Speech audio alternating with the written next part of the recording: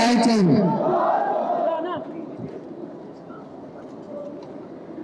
సాయి చంద్ సతీమణి సోదరిమణి రజనీ గారు, వారి తల్లిదండ్రులు, పిల్లలు, సాయి చంద్ కుటుంబ సభ్యులు, కార్యక్రమానికి చేసినటువంటి సాయి చంద్ ఆత్మీయులు అందరికీ పేరు పేరున నమస్కారం.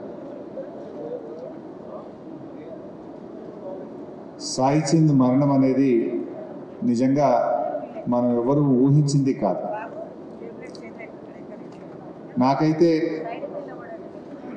ఒక కుటుంబ సభ్యుడిగా, ఒక స్వంత తమ్ముడిలాగా అన్ని రకాలుగా ఎంతో అండదండగా ఉండేవాడు, అన్నీ నాతో పంచుకునేవాడు.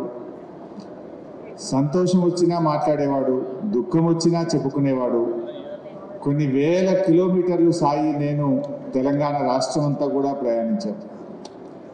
ఇంత ఆత్మీయమైనటువంటి అనుబంధం సాయితో ఉండేది.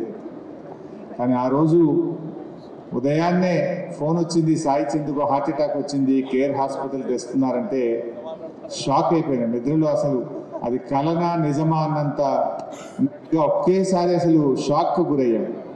పరిగెత్తుకుంటూ కేర్ హాస్పిటల్కి వెళ్ళాను నేను. కానీ అక్కడికి వెళ్ళేసరికి పాపం సాయి మనలో లేకుండా పోయారు. కానీ ఈరోజు సాయి శారీరకంగా మనలో లేకపోవచ్చు, కానీ తెలంగాణ ఉద్యమకారుల హృదయాల్లో, తెలంగాణ ప్రజల గుండెల్లో చిరస్థాయిగా ఉన్నారు. ఇందాక మా నిరంజన్ అన్నట్టు సాయి మాట, సాయి పాట ప్రవహించే నదిలాగా ఉండేది.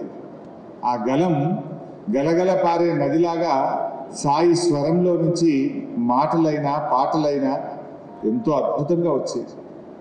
తెలంగాణ ఉద్యమంలో కేసీఆర్ గారి సభల్లో సాయి లేని సభ ఉండేదే కాదు. సాయి చంద్ లేకుండా పెద్ద కార్యక్రమమే ఉండేటువంటిది కాదు. అంత గొప్పగా పార్టీలో, ప్రజల్లో, ముఖ్యంగా కేసీఆర్ గారికి చాలా దగ్గరైంది సాయి. కేసీఆర్ గారు కూడా ఎంతో ప్రేమించేవాడు. ఉద్యమ సమయంలో ఏ పాటలు రాయాలన్నా అటు రసమై బాలకృష్ణ గారు, సాయి చంద్ గారు కేసీఆర్ గారికి కుడి భుజంగా, ఎడమ భుజంగా ఉంటూ ప్రతి పాటలో, ప్రతి మాటలో, ప్రతి సభలో ఇద్దరు కూడా అద్భుతమైనగా మరి ఎంతో చేదోడుగా నిలిచారు.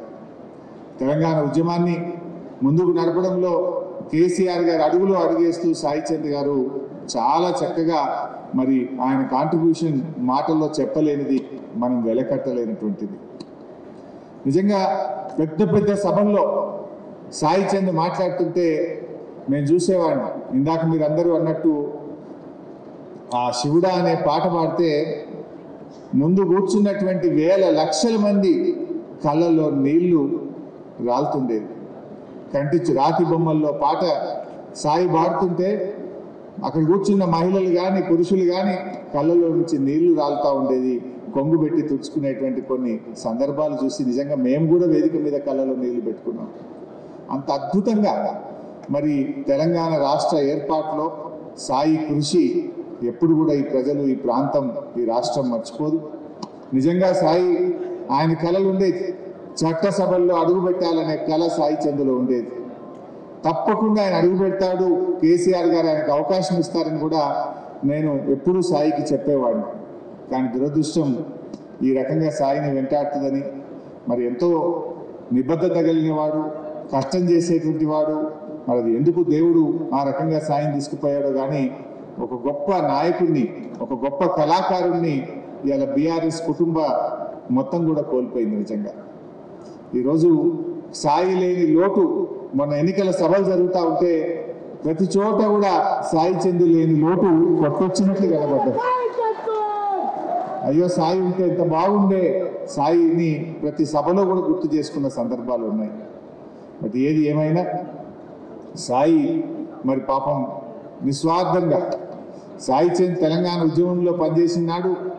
తాను నాయకుడు అవుతాడనో, రాష్ట్రం ఎప్పుడు వస్తుందో తెలియని రోజుల్లో కూడా సాయి చంద్ ఈ రాష్ట్రం రావాలి, నా జాతి బాగుపడాలి, నా ప్రజలకు మేలు జరగాలి అని ఆయన ఎంతో నిస్వార్థంగా తెలంగాణ ఉద్యమంలో సాయి చంద్ చాలా కష్టపడి పనిచేస్తున్నారు.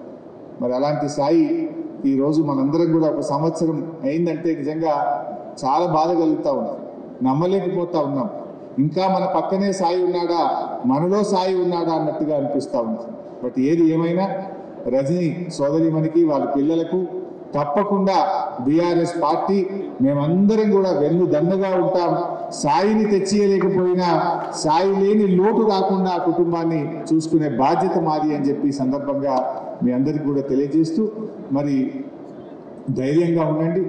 ఎప్పుడు ఏ ఆపద వచ్చినా, ఏ కష్టం వచ్చినా ఒక తోబుట్టుగా, ఒక అన్నగా మీకు మేము ఉంటామని చెప్పి తెలియజేసుకుంటూ అందరికీ నమస్కారం. జై తెలంగాణ, జోహార్ సాయి చంద్.